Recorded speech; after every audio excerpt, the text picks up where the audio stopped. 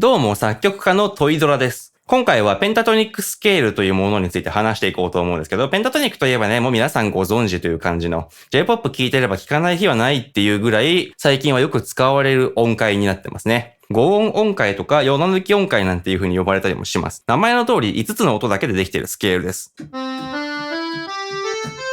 こんな感じ。ドレミソラドですね。実際にはね、単調として使うことの方が多いので、ラから始めて、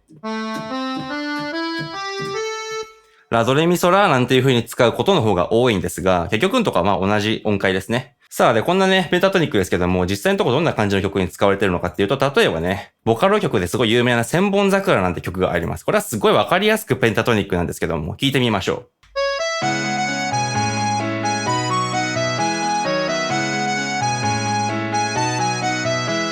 はい。なるほどね。確かに。ラドレミソラっていう5個の音だけで、メロディーが、できてるはずなんですけども、ちょっと変な音が1個入ってますね。こういうこともあるでしょう。1個だけですしね。これは、見なかったことにして、他にもね、じゃあ例えばどんな曲があるかっていうと、これですね。例えば、米津玄師の曲なんかもね、ペンタトニックスケール非常に多いんですけども、さようならまたいつかっていう曲、これ聞いてみると、もう明らかにね、最初ペンタトニックで始まるんですよね。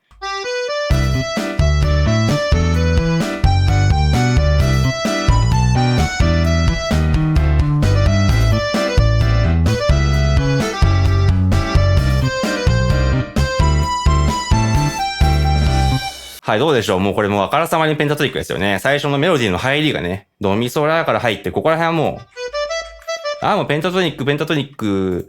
ペンタトニックペンタトニック。なんかちょっと怪しい気持ちになってきたかもしれないですけど、もう一曲ぐらい聴いてみましょうか。サカナクションの曲もね、ペンタトニック非常に多いんですよね。サカナクションの怪獣なんて曲、これ A メロ聴いてみましょう。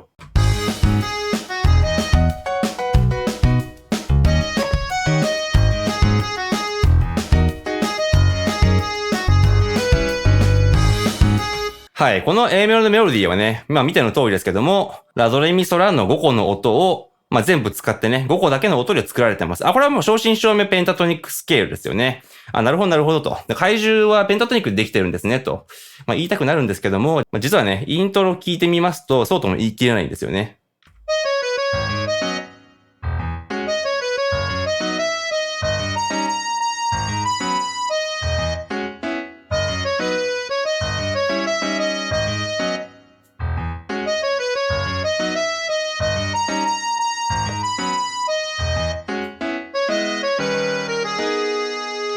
こんな感じになってて、本来使われないはずのシとかファがいっぱい使われてるわけですけど、なんか奇妙ですよね。今紹介した3曲って、それじゃあペンタトニックスケールじゃないってことなんですかね。でもそうは言っても、1箇所ファが使われてるだけで、それ以外はドレミソラドだけでできてる。で、米津玄師のこの曲もね、確かにシとかファがね、いっぱい入ってはいるんだけど、でもそうは言ってもね、このメロディーの入り、これあからさまにペンタトニックだから、これは実はペンタトニックじゃなかったんだっていうのはちょっと、それはそれで違う気もします。これは一体どういうことなんでしょうかということでね、今回のテーマは、ペンタトニックスケールって、実は別に5音だけでできてるわけじゃないでしょっていうことなんですね。4抜き音階だからといって、ファやシがもう絶対に使われてないっていうわけではないんじゃないのかという話になります。もちろん、厳密にはファやシの音を使ってしまったらそれは4抜き音階ではないんですけれども、そうは言っても、実際に僕らがよく聴いてる曲の中では、すごくペンタトニックっぽいんだけど、ファやシがね、一部にだけ出てくる曲っていうのがたくさんあります。これなんでなんでしょうか？実は、4抜き音階で抜かれた4と7の音、ファとシの音っていうのは、いらないから抜かれてるわけではないんですね。むしろ、抜いた後でそれを戻すことによってドラムを生む。そういうメロディーの作り方もあるんだよっていう話を今日はしていきます。というわけでね、そもそもペンタトニックスケールとは何なのかっていう話をしなきゃいけませんね。まずね、ペンタトニックじゃない普通のスケールっていうのがありますよね。超音階と単音階。で、ここから音を抜くわけですね。4抜きっていうわけですから、長調で数えた時の4番目と7番目の音を抜くとペンタトニックになります。するとこういう響きになりますね。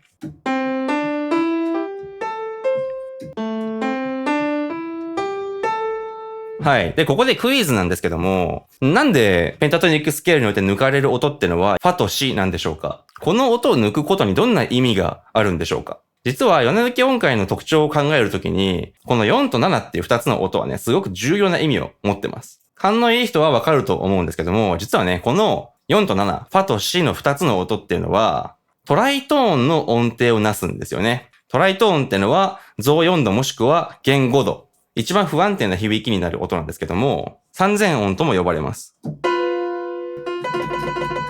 不協和な音程です。で、超音階とか単音階っていう普通の7音音階の中には、トライトーンが実は1箇所だけ含まれています。で、その1箇所ってのがこのファとシの間になるわけですね。それ以外の箇所には逆に言えばトライトーンは含まれていません。完全4度とか完全5度っていう音程になるんですけど、ファとシの間だけ完全じゃなくて減5度とか増4度になってしまうんですね。で、今言った通りトライトーンってのは不安定な響きになります。不安定な響きになってしまうこの2個の音を取り除くことによって、ペンタトニックスケールっていうのはね、非常に安定した響きのスケールになるんですよね。はい。というわけで、ここで1個分かることがあります。ペンタトニックスケールのでかい特徴1つ目。めちゃくちゃ安定してるってことです。正直、ペンタトニックスケールって適当に書き鳴らしてもなんとなくメロディっぽくなるんですよね。はい。で、このファとシの2つの音には実はもう1個ね、重要な特徴があります。それは何かっていうと、ファとシは両方ともね、隣の音と半音の音程をなすっていうことです。ファの音はミの音と半音で並んでますよね。ここの音程半音です。で、シの音はその次のドの音に向かって半音で進みますよね。ミとファの間の半音とシとドの間の半音。この2箇所に半音があるわけですけど、これもね、逆に言うと、そこ以外には、実は半音ってありません。ドからレに進むときは全音で進みますし、その次も全音。で、ここは半音。全音、全音、全音、半音です。で、そんな感じで2箇所しかない半音に接しているファとシの音をペンタトニックでは取り除いてるわけですよね。ってことは音階の中に半音っていう音程が1個もないことになります。はい。というわけでこれペンタトニックの非常に大事な特徴2つ目。半音がないってことです。で、結果的にこれどうなるかっていうと、半音の甘さっていうのが存在しないことになります。これは実はペンタトニックの悪い部分ですね。別の動画で喋ってますけども、メロディーにおけるとても大事な旨味っていうのは、滑らかさ。半音の滑らかさに詰まってます。で、それがペンタトニックではないわけですよね。言ってみれば、ファとシのこの2つの音を抜くことによって、安定するっていうメリットを得る代わりに、メロディーの滑らかな、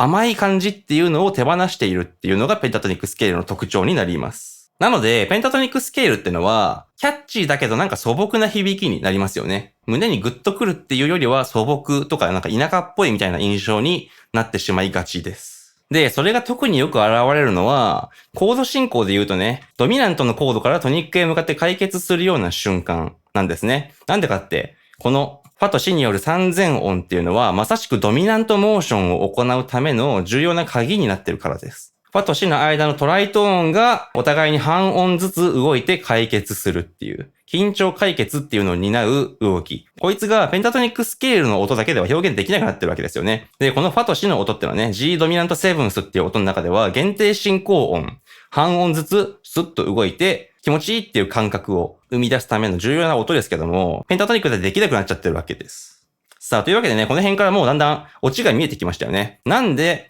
ペンタトニックスケールで作られているはずの曲の中で一瞬だけファの音とかシの音が出てくるんでしょうか。その理由ってのはペンタトニックスケールを使うことによるデメリットを回避してその一瞬だけメロディーを甘くしたいっていう意図があるからです。ヨナ抜き音階で抜いたはずのファとシの音をあえて戻すことによって甘いメロディーを作りたいっていう瞬間にファやシの音ってのが使われてるんですね。さあ、というわけでね、もう一回さっき流した実際の曲の方に戻ってみて、メロディーの中でどういう部分にファやシの音が戻されてるのかっていうのを改めて見てみることにしましょう。というわけでね、千本桜のメロディー見てみたいんですけども、千本桜よりに紛れるという風に言って、君の声も届かないようなところで、ここにファが入ってる。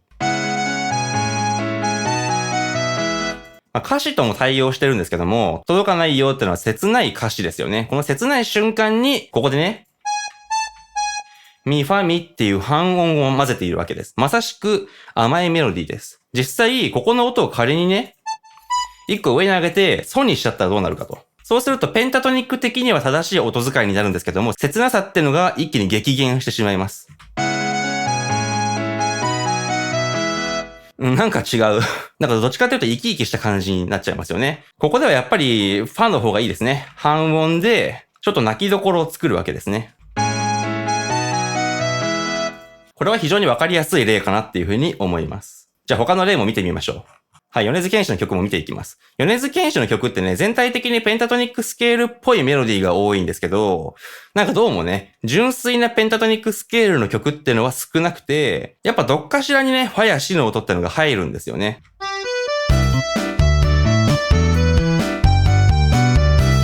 まずここにドシドシっていう半音が入ってますね。ここ仮にシの音をね、ラに下げたらどうなるかっていう。ちょっと実験してみましょうか。こうすればペンタトニック的には正しくなるんですけども、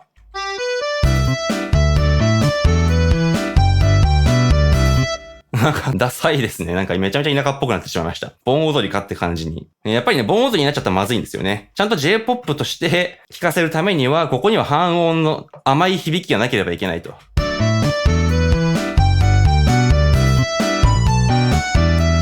ここも同じですね。仮にここの音を下げちゃって、ラにすると突然盆踊りになります。ペンタトニックスケールのね、田舎っぽさっていうのがここで悪さをしちゃうわけですよね。で、この先の部分も聞いてみましょうか。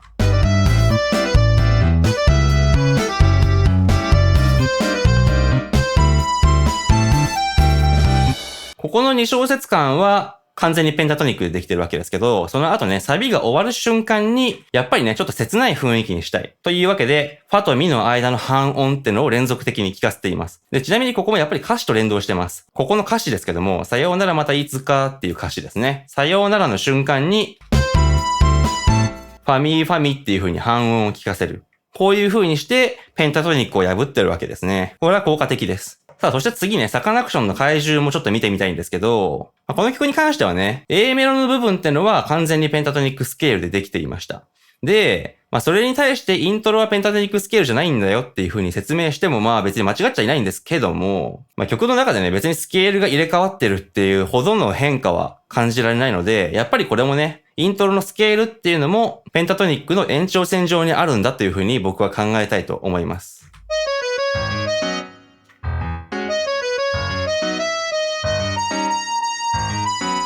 ここもね、歌詞と連動してますよね。何度でも叫ぶ、このくらい夜の怪獣になってもっていう歌詞ですけども、叫ぶのところでミファミって半音を聞かせています。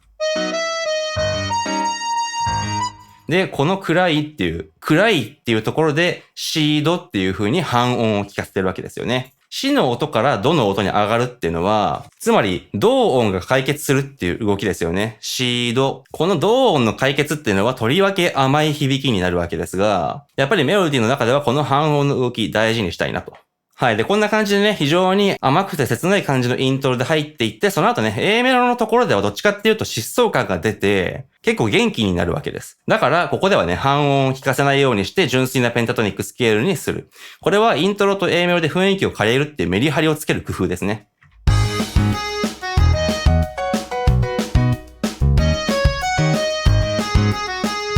さあ、というわけでね、いかがだったでしょうか。ペンタトニックスケールって、お手軽なね、キャッチーなスケールとして使われがちなんですけども、別にファと C をね、抜いてればいいってもんじゃないんですよね。抜くのにも理由があるし、抜かないのにも理由があるっていうことです。でちょっとここからね、ペンタトニックスケールに関するおまけの話っていうのをしていこうと思います。ペンタトニックスケールの特徴っていうのはさっき2個話しましたよね。トライトーンが存在しなくて安定してるっていうことと、半音が存在しなくて甘さがないっていうことです。で、もう1個ね、ペンタトニックスケールには特徴が実はあります。それは何かっていうと、音が2個抜けてることによって、実は腸の解釈が3種類の可能性が生まれてくるっていうことです。ちょっとどういうことか分かりづらいと思うので説明していこうと思います。まずここにね、C メジャーキーにおける4な抜き音階がありますね。はい。ドレミソラドっていうスケール。で、これ今 C メジャーって言ってる通りで、この調合なしの状態でね、シャープとかフラットとかつかずに表せているわけなんですけれども、今ね、ファとシの音ないわけですから、これ逆に言えば、ファとシの音には調合がついていたとしても、このスケールで使えることになりますよね。シにフラットがついているスケール。これってのは F メジャーキーなわけですけども、F メジャーキーだとしても別にこのペンタトニックスケールって臨時記号、シャープやフラット使わないですよね。ってことは F メジャーキーの曲の中にもこのスケールっていうのは問題なく使えるわけです。そしてもう一個ね、このように F にシャープがつくような調合っていうのがついていたとしましょう。そうするとね、今度はこれ G メジャーキーの調合になるんですけど、G メジャーキーでもやっぱりこのスケールっていうのは問題なく使うことができるわけですね。というわけで、この1個のスケールだけで3つの調の中で使って問題ないっていうことが分かりました。これね、普通に7個音があるような音階だとこうはいきません。ドレミファソラシドっていう風に音があったら、やっぱり調合は1種類だけしか対応できないんですけども、このペンタトニックスケールの場合だと3種類の調合に対応できちゃうというわけなんですよね。で、実際にこれを活用した曲っていうのがあります。それがこれ、田中秀和の花は踊りゃいろはにほっていう曲です。これ実は過去に僕分析動画アップしてるので、詳しい分析はその動画を見てほしいんですが、この曲の中ではね、サビに明確なペンタトニックスケールが使われてます。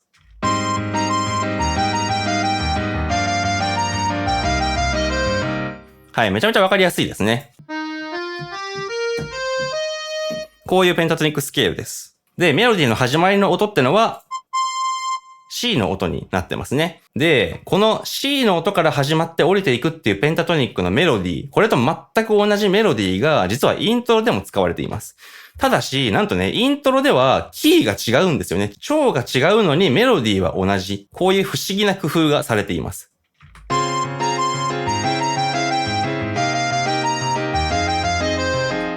これがイントロなんですけども、もう一回だけ聞き比べてみましょうか。サビはこういう風です。キーは E フラットメジャーキーですね。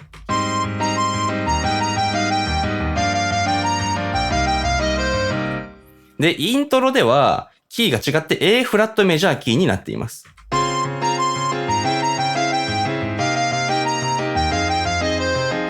全然違和感がなくて、正直聞き比べてもよくわかんないかもしれませんが、転調してるのにメロディーがね、全く同じ音、同じ音名の音から始まってるっていうのは、これはなかなか面白い工夫です。これはペンタトニックスケールだからこそできたことですね。意外とペンタトニックスケールってね、お手軽なだけじゃなくてこういう奥が深い一面もあります。なかなか手強い。もしペンタトニックスケールが擬人化されたらね、すごい友達になりたいですね。誰とでも友達になれるし、深い仲になったらそれはそれでまた面白いっていう、すごいいいやつなんじゃないかなって思います。はい。そしてね、ペンタトニックに関してもう一個話していきましょうか。そもそもペンタトニックっていう言葉の意味って何か皆さん知ってますかね？これって5音音階っていうのを英語にしただけの。要するに5個の音でできてる音階っていうのを指す言葉なわけですけど、ってことは別に5個の音でできていさえすれば何でもかんでもペンタトニックスケールなんですね、本当は。今回はその代表的な例として、ヨナ抜き音階の話をしましたけど、実はヨナ抜き音階以外にもペンタトニックスケール5音音階っていうのはいっぱいあります。せっかくなんで紹介しておきましょう。まずは今回紹介したヨナ抜き音階。この音階のことは両音階っていう風に言ったりもしますけども、はい、ドレミソラドっていうおなじみの音階ですね。で、それ以外にも、例えばね、立音階なんていう音階があるんですが、この音階はこういう響きになります。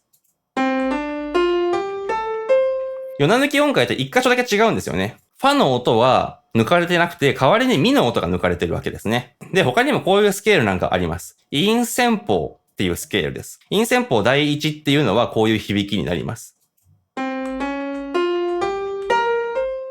すごい、おことでもやってるのかなっていうような情緒のある響きですね。日本っぽい。そして陰線法第二。これは都節音階なんて呼ばれますが、これもまた情緒がありますよね。で、面白いことに、この都節音階ってのは、ヨナ抜き音階とは逆で、半音の部分だけを残してある。そういう音階なんですね。半音の響きっていうのが強調されている。だから、なんとも言えない情緒があるわけですね。で、そしてもう一個ね、実は琉球音階なんていうのも、ペンタトニックスケールの一種です。これは有名ですよね。沖縄の音楽に使われている音階です。この琉球音階も半音の部分っていうのは残してあるんですよね。ミとファの間、シとドの間の半音っていうのは残されてて、半音が強調されている音階です。なかなか不思議な響きですけどね。はい。とこんな感じでね、ペンタトニックスケールって別にヨナ抜き音階だけではないので、あくまで豆知識として知っとくといいと思います。巷でね、ペンタトニックスケールっていう時には基本的にヨナ抜き音階の話しかしないんですけどね。他のペンタトニックスケールにもかなり面白い特徴ってのがそれぞれあって、曲の中で使ってみるとね、結構面白いんですよね。さあ、こんな感じでちょっとね、雑談が過ぎましたけれれども、今回の動画はこんな感じで終わりにしようと思います。ペンタトニックスケールの重要な特徴2つありましたね。で、それをちゃんと理解しておくと、実際の曲の中で使うときには、こういう風にね、うまい具合にファとシの音を復活させてあげることができる。これが今回の重要なポイントでした。というわけで、今回の動画も面白いと思っていただけたらチャンネル登録、高評価、ぜひともよろしくお願いします。質問をしてくださる方はね、コメント欄でちょっとでいいので、投げ銭なんかいただけると、僕はね、喜んで質問をお答えしますので、ぜひともよろしくお願いします。では今回はここまでです。ありがとうございました。